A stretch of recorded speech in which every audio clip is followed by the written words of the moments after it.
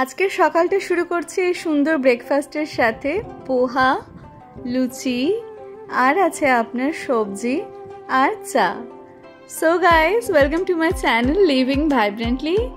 আমরা শুরু করলাম আমাদের দ্বিতীয় দিনের যাত্রাপথ কেওনঝড়ে। কেওনঝড়ের সবুজের বর্ণনা আমি আগের পর্বে দিয়েছি। আপনারা যারা কেওনঝড়ের প্রথম পর্ব দেখেননি, দয়া করে প্রথম পর্বটা আপনারা দেখে নেবেন।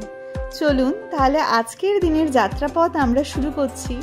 কোথায় যাচ্ছি, কি কি দেখব, সব কিছুই আপনাদের সাথে শেয়ার করব।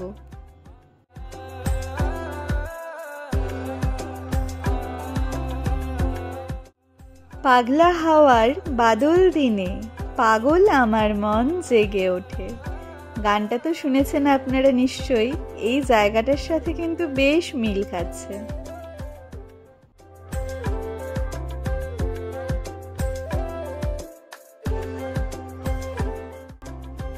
এখন আমরা বেশ ইন্টেরিয়রের দিকে ঢুকে গেছি। সামনে একটু ভালো করে দেখুন, একটা জলপ্রপাত দেখা যাচ্ছে। আমরা কিন্তু সেই দিকেই এগোচ্ছি। কেওনঝড় পুরোপুরি উপভোগ করার জন্য আপনাদের কিন্তু বর্ষাকালেই আসতে হবে, আমার যা মনে হচ্ছে।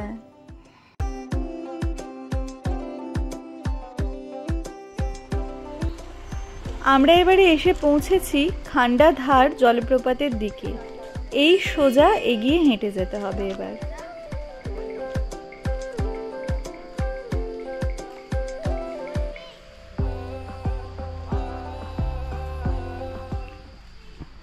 হে guys, welcome to my channel living vibrantly. আমি আমার ব্লগটা এই যে শুরু করছি। ঠিকঠাক করে প্রথমে আমি ইন্ট্রোডাকশন দিতে পারিনি। তো বন্ধুরা, আমরা আজকে এসেছি কেওনঝড়ের খান্ডাধার জলপ্রপাতে, ওয়াটারফল। তো চলুন, আমরা এখন পৌঁছে গেছি। এই পথ দিয়ে এখন হেঁটে যেতে হবে। এখানে আপনার স্লোপ আছে। এখানে এসে ভীষণই ভালো লাগছে। মানে জলপ্রপাত, ওয়াটারফল, এই সমস্ত জায়গায় আসলে যেমনটি লাগে ঠিক তেমনই লাগছে। নিঝুম, চারিপাশে একটা ঝিঝি ঝিঝি শব্দ, আর পুরোটাই সবুজে ভরা, যেই জন্য কি হচ্ছে, চোখে খুব আরাম মনে হচ্ছে। চলুন আমরা উপরে যাই। উপরে গিয়ে দেখি খণ্ডরদহ ওয়াটারফল কি কেমন।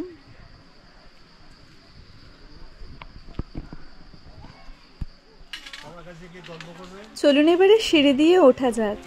এই জায়গাটা কিন্তু ভীষণই ফটোজেনিক প্লেস। আপনারা হাতে একটু সময় নিয়ে আসবেন, কেননা এখানে উঠতে তো সময় লাগবে, আর তার উপর ফটো তোলা, ভিডিও তোলার, এর জন্য তো আলাদা আরেক সময়।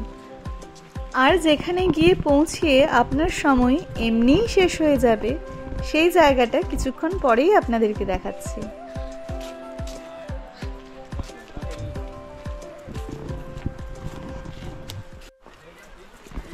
আমরা এই যে এখন যাচ্ছি খণ্ডর ওয়াটারফল।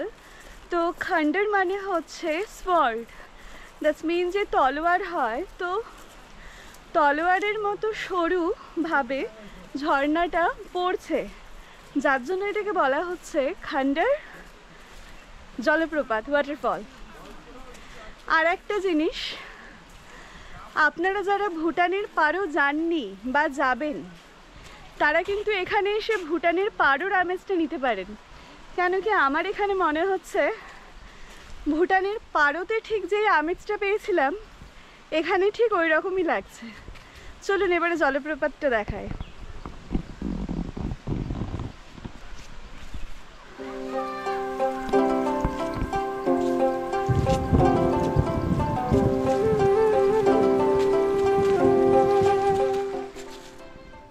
আমরা চলে এসেছি খান্ডাধার ওয়াটারফলসের কাছে।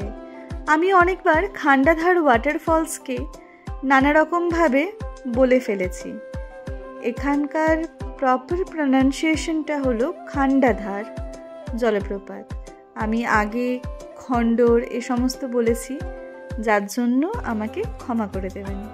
চলুন এবারে আমরা সামনে দেখি, এই জলপ্রপাতটাকে কাছে থেকে দেখি। আমার জীবনে আমি এত সুন্দর জলপ্রপাত প্রথমবার দেখছি। এখানে যে জলটা পড়ে আসছে ওপর থেকে, এটা পুরোটাই কিন্তু জলের স্প্রিঙ্কল। যত কাছে যাব তত ভালো করে বুঝতে পারবেন। চলুন আপনাদের জন্য আমি নিচে গিয়ে আপনাদেরকে এই জলপ্রপাতটাকে দেখাই। আমি আবারও একটা কথা বলছি, এই কেওনঝড়ের জলপ্রপাতগুলি উপভোগ করার জন্য আপনাদের কিন্তু অবশ্যই বর্ষাকালেই আসতে হবে। তাহলেই কিন্তু এই কেওনঝড়ের প্রকৃতির সৌন্দর্য আপনারা সুন্দরভাবে উপভোগ করতে পারবেন। চলুন এবারে আমি আপনাদেরকে সুন্দরভাবে এই ভিডিওর শটটা নিয়ে দেখাই। আমি সাজেস্ট করব আপনারা যারা নিচে নামবেন আপনারা তখন রেনকোট পরে নামবেন, তাহলে খুব বেশি ভিজতে হবে না।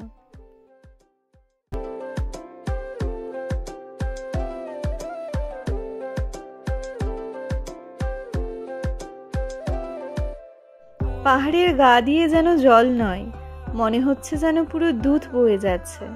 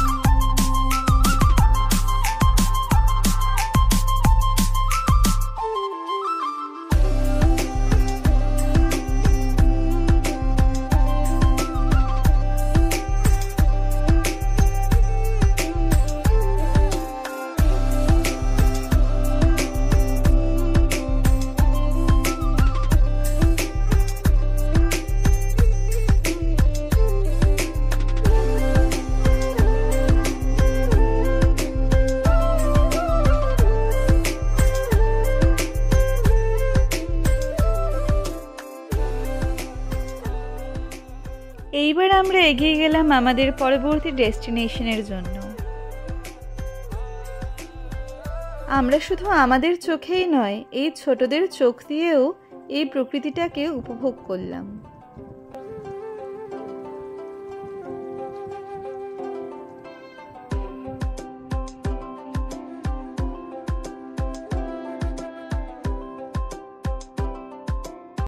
এই সিনটাকে দেখে দারিংবাড়ি ভেবে ভুল করবেন না, এটা কিন্তু জাস্ট কেওনঝড়।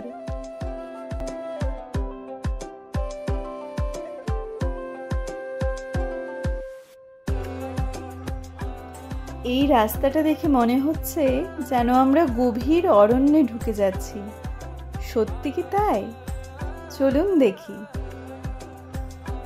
কেওনঝড়ের এত স্পেশালিটির মধ্যে আরেকটা অন্যতম স্পেশালিটি আছে। কেওনঝড় যখন আসবেন, এখানকার ডেস্টিনেশন স্পটের থেকেও বেশি সুন্দর জার্নিটা।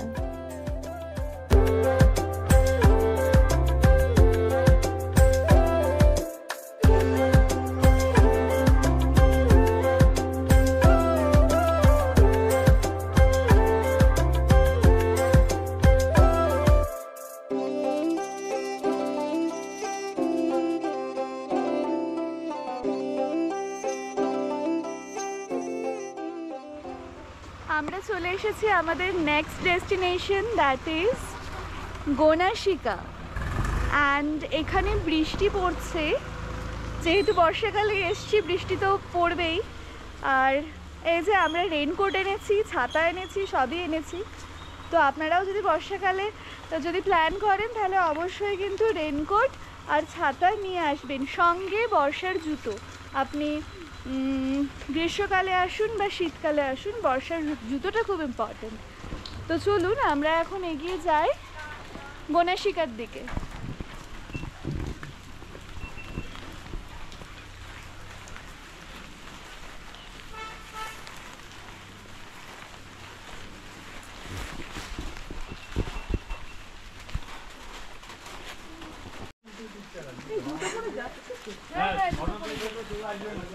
খুলে যাবো না আমি বৃষ্টির মধ্যে কোথাও কিছু। এই যে আমরা যে এন্ট্রান্সে ঢুকলাম, আপনাদেরকে দেখালাম, এটা কিন্তু ঠিক মানে আন্ধ্রপ্রদেশে যে তিরুপতি ত্রিমূলা মন্দির আছে ঠিক এন্ট্রান্সটা ওর মতো, অ্যান্ড আশেপাশে যেই সিনারিওটা আছে এটাও আপনার তিরুপতি ত্রিমূলা মন্দিরের মতো। আমার অবিকল লাগছে।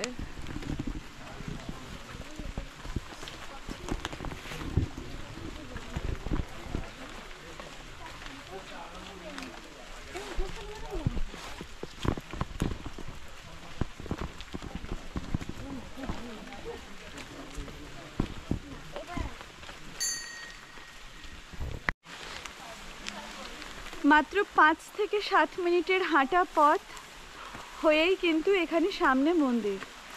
অনেকেই এখানে খালি পায়ে আসেন, আবার অনেকেই জুতো পরে আসেন, সেটা পুরোপুরি আপনাদের ব্যাপার। এখানে আসাটাও মাস্ট ভিজিট, কেন কি এখানে আসলে একটা অন্যরকম, যেটার আমার কাছে কোনো ভাষা নেই, কোনো শব্দ নেই যেটা দিয়ে আমি বলবো। So this is also must visit point, so please কাম।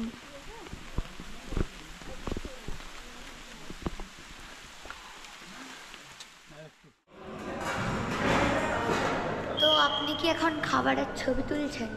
আমরা চলে এসেছি আমাদের হোটেলে ওটিডিসি। এখন আমরা খাবো, তারপরে ঘুরতে যাব। হ্যাঁ চলুন দেখি কি খাবার আছে।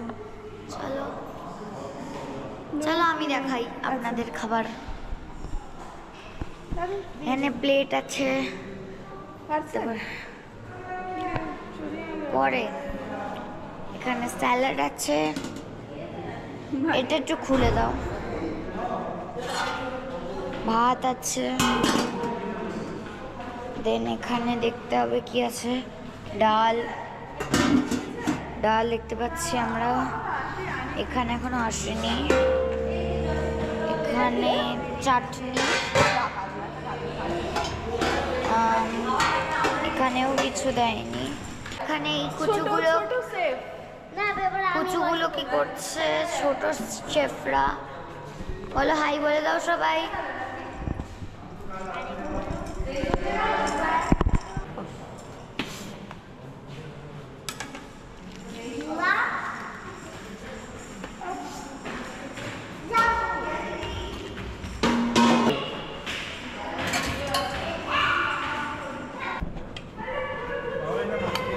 শসাই লাগবে, আর একটা লেবু দিয়ে দিন, শুধু লেবু।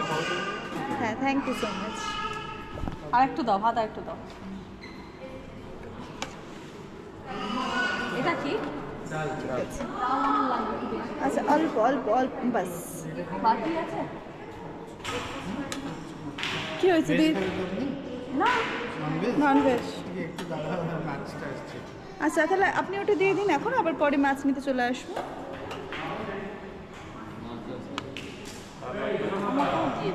শুরুটা তো করা যাক। ঠিক আছে। আর ওইটা ঠিক আছে, পনির নাকি এইটাতে?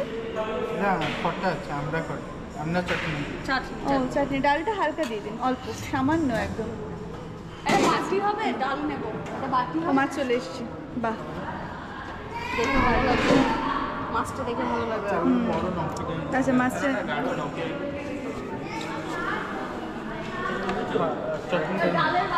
চাটনিটা পরে নিয়ে যাবো, মাছটা দিয়ে দিন এখানটায়। এটা কি আপনাদের রুই মাছ নাকি? রুই মাছ, আচ্ছা। এই বাচ্চাদের দুটো মাছ ভাজা ছিল।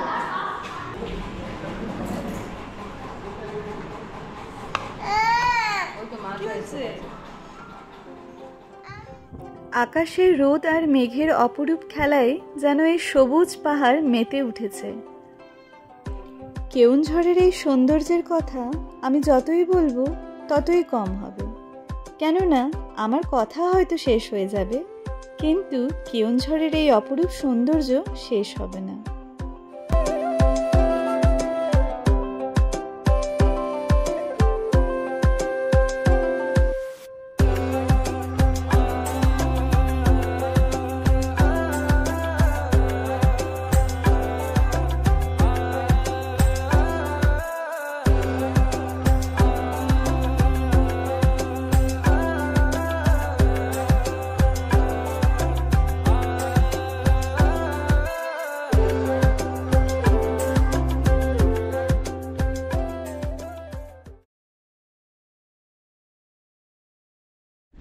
আমরা চলে এসেছি এইবারে কানঝারি ড্যামের দিকে।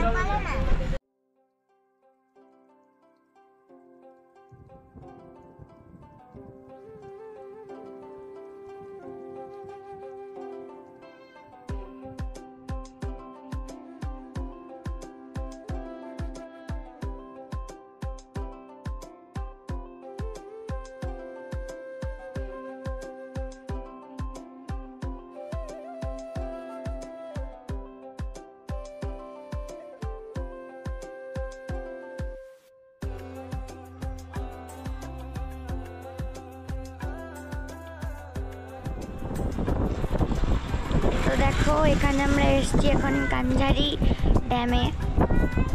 আর এখান দিয়ে সোজা রোড আছে, আমাদের গাড়ি পার্ক।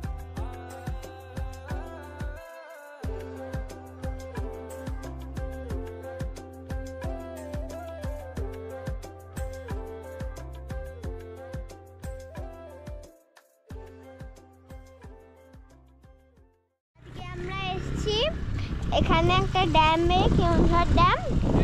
আর যা মজা লাগছে আমার তো এক্সাইটমেন্টে অনেকই ভালো লাগছে। এখানে কটা মেম্বার আছে, এই যে আমরা সব মেম্বার। চলো চলো।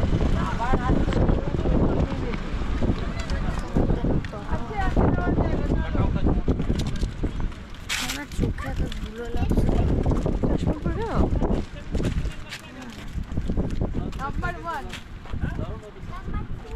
জার্সিটার পিছনে বিদেশ কি করে লেখা আছে?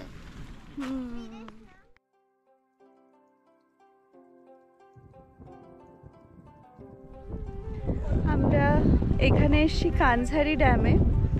আর আমি বলবো কানঝারি ড্যামটা সানসেটের টাইমে রাখলে বেশ ভালো হয়, মানে আফটার লাঞ্চ 12টার পর। 12টার পর ঠিক না, বিকেলবেলায়, ইভিনিং, ঠিক ঠিক পড়তি দুপুর বা আপনার বিকেলবেলা, তাহলে কিন্তু এই কানঝারি ড্যামের আমেজটা পুরোপুরিভাবে নেওয়া যাবে। সকালবেলা দেখতে পারবেন কিন্তু আমেজটা নিতে পারবেন না। আর যদি আমেজটা নিতে হয় তাহলে কিন্তু পুরোপুরি sunset is the best time. আমরা এখন এসে পৌঁছেছি ডাঙ্গুয়াপাশি গ্রামে, যেটা কেওনঝড় থেকে 30 কিলোমিটার দূরে সীতাভিঞ্জি কেভে।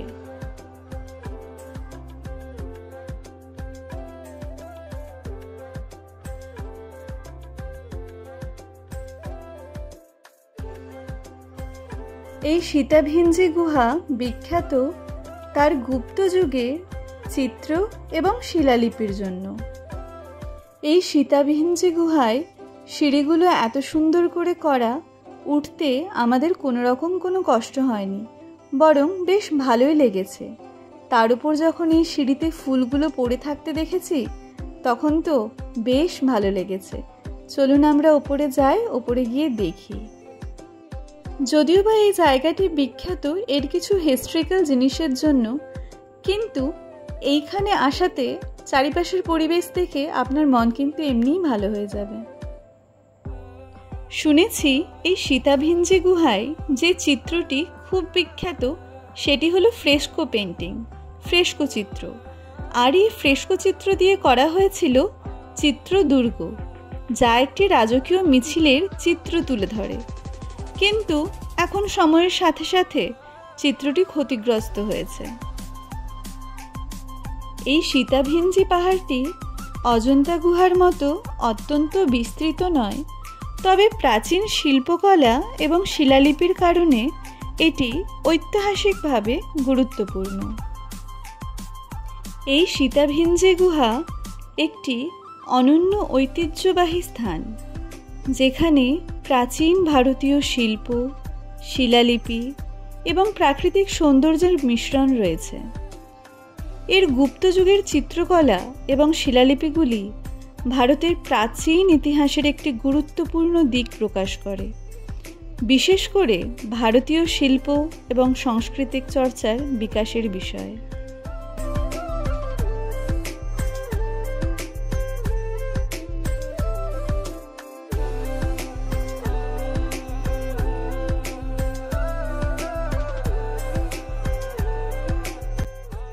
চলুন এবার ওপরটা দেখে আসি।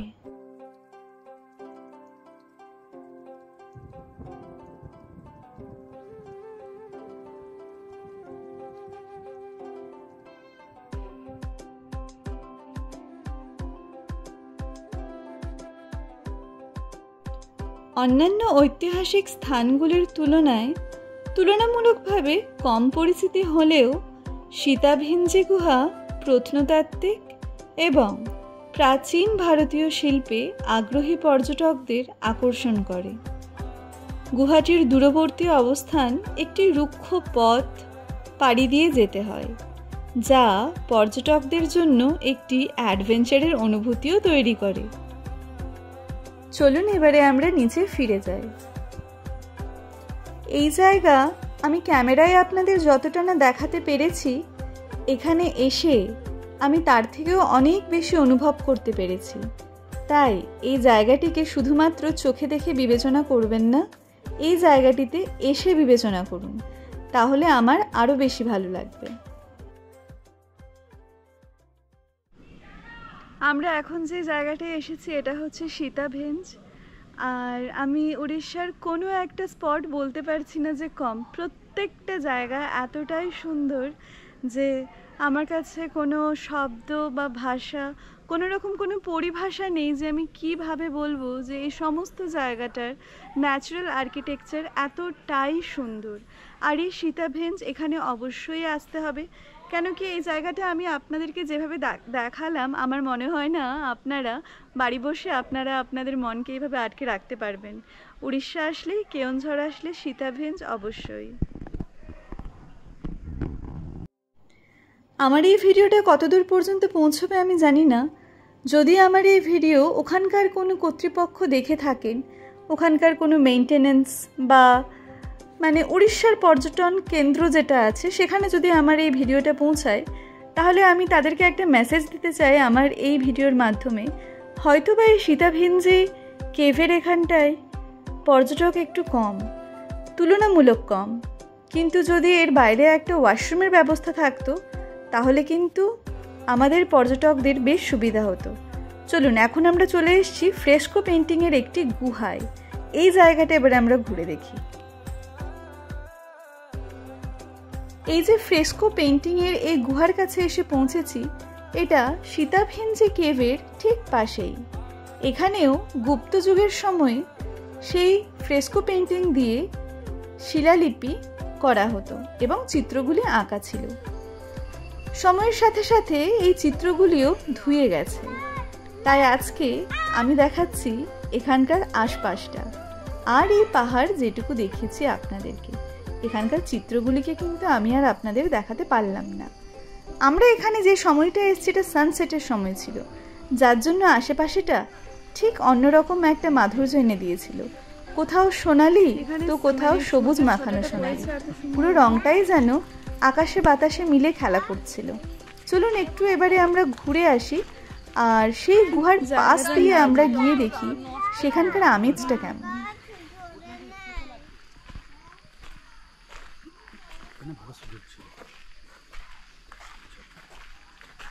ভূত আসবে।